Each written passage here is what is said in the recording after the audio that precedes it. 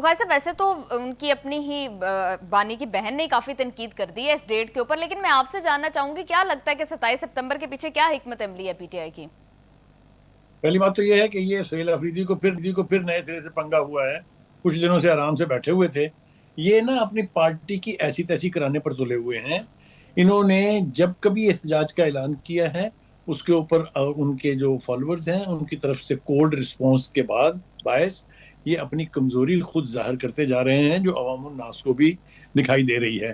کیونکہ 5 اگست کا جو انہوں نے کہا تھا کہ بس ملک میں تباہی آنے والی ہے، بس پتہ نہیں ریولوشن اس کا کیا ہوا احتجاج کا، وہ آپ کے سامنے ہے.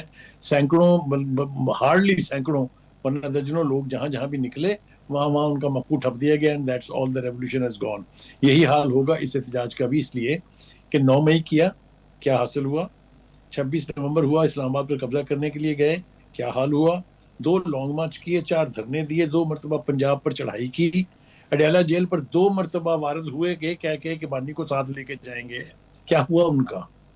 تو اس کے بعد اگر آپ یہ توقع رکھتے ہیں کہ ان کی بات کوئی سنے گا تو مجھے تو نہیں لگتا کہ یہ جو جذباتی تقریر ہے ان کی، یہ پھر وہی پہلے فیز میں اپنے چلے گئے ہیں جو پہلے چند ہفتوں میں جس طرح سے اسٹوڈنٹ لیڈر کی طرح سے تقریریں کرتے تھے.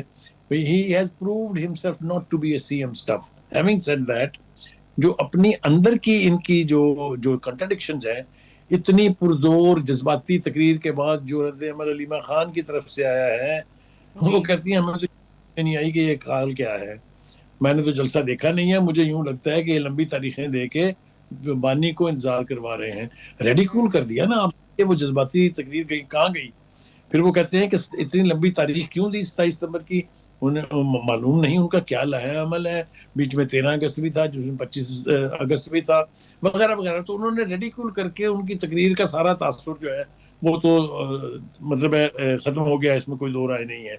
دوسری بات یہ ہے کہ ایک طرف احتجاج کی بات ہو رہی ہے، دوسری طرف احمد ڈوگر صاحب ایاز صادق سے ملتے ہیں جو نیشنل اسمبلی کے اسپیکر ہیں، پھر سے مذاکرات کی بات کرتے ہیں. وہ تو اگر آپ کہیں تو ہم اسی چیمبر میں بیٹھنے کے لیے تیار ہیں. تو یہ کیا اسٹریٹجی ہے؟ کیا پارٹی ایک طرح سے سوچ نہیں رہی ہے؟ کیا فیصلے ایک جگہ پر ہو نہیں رہے ہیں؟ مجھے تو اس کی کچھ سمجھ میں نہیں آتی ہے. بالکل بخاری صاحب یہ 2 ماہ ڈیلے کیوں کیا گیا اس معاملے کو؟ کیا ابھی کوئی پلاننگ نہیں ہے؟ جیسے لیما خان صاحبہ کہہ رہی ہیں کہ کوئی حکمت عملی نہیں ہے ان کے پاس، کوئی پلان نہیں ہے، یا پھر دے نو کہ ابھی اس طرح سے ورکرز جو ہے اس طرح سے لوگ باہر نہیں نکل پا رہے ہیں بیکاز 5 اگست پر ایک کر کے دیکھ لیا کہ وہ اس طرح کا پاور شو نہیں کر پائی پی ٹی آئی. آپ کے سوال میں ہی آپ کا جواب ہے کہ 5 اگست کا رسپانس دیکھ کے پھر جلدی کی تاریخ نہیں دی جا سکتی تھی. یہ میں سمجھتا ہوں کہ یہ ان کو بھی باور ہو گیا ہے کہ ان کے کہنے کے اوپر لوگ نہیں نکل رہے ہیں. یہ انفارچونیٹ بات ہے، یہ بہت ہی اپنی پارٹی کا مذاق اڑوانے والی بات ہے. دیکھیے اڈیالہ جیل جو ہے وہاں تک اب رسائی ہی ممکن نہیں ہے ان کی. بیچ میں آپ نے وہ اشارہ نہیں دیکھا کہ اسلام آباد جائیں گے اور نہیں ہماری منزل اڈیالہ ہوگی، یہ بھی قائم ہو. ان کو معلوم ہے اچھی طرح سے کہ وہ چیف منسٹر کے پورے پروٹوکول کے ساتھ بھی آئے ہیں تو جیل کے دروازے تک نہیں پہنچ سکتے ہیں. پھر یہ ہوا میں بڑھ کے مارنے کی مجھے سمجھ میں نہیں آتی. یہ اپنے جو فالوورز ہیں، یہ اپنے جو لوگ امید لگا کے بیٹھے ہیں کہ بانی جیل سے باہر آئیں گے اور پھر ایک مرتبہ پی ٹی آئی کو یعنی اقتدار جو ہے وہ حاصل ہوگا، ان کو مایوس کر رہے ہیں.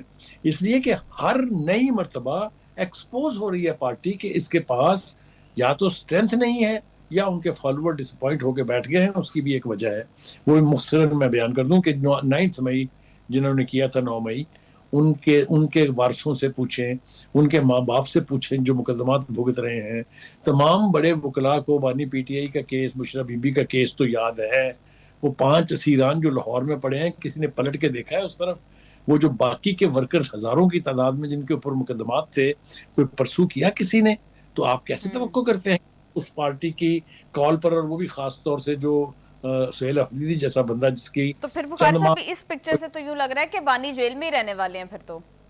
دیکھیے یہ بات بھی میں نے نہیں کہی ہے، یہ بات بھی بے پناہ تجزیہ نگاروں نے کہی ہے، اور یہ بات بے پناہ پولیٹیکل اینالسٹ نے کہی ہے کہ ایسے لگتا ہے کہ پارٹی تلی ہوئی ہے اس بات پر بشمول فیملی کہ بانی باہر نہ آئیں، کیونکہ باہر آئیں گے تو ان سب کی چودراہٹیں اسی وقت دم توڑ جائیں گی.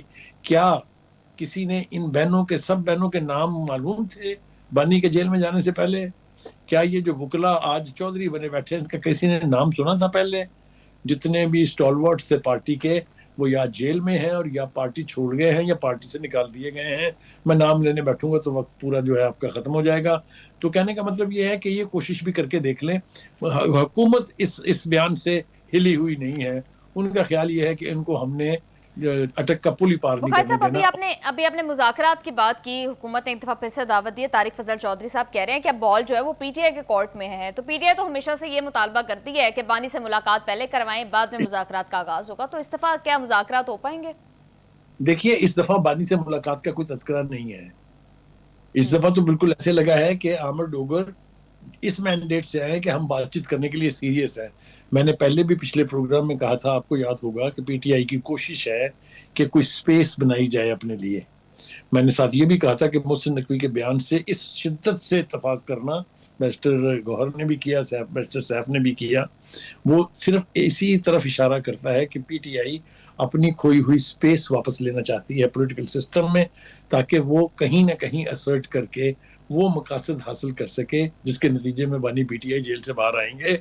ये इसी तरह ही होगा, वरना ये मुमकिन नहीं है. जी जी बिल्कुल बुखारी साहब, आप ठीक कह रहे हैं कि पॉलिटिकल स्पेस मिलेगी तो ही जाके रिहाई का कोई सबब बन सकता है, because it's a political process.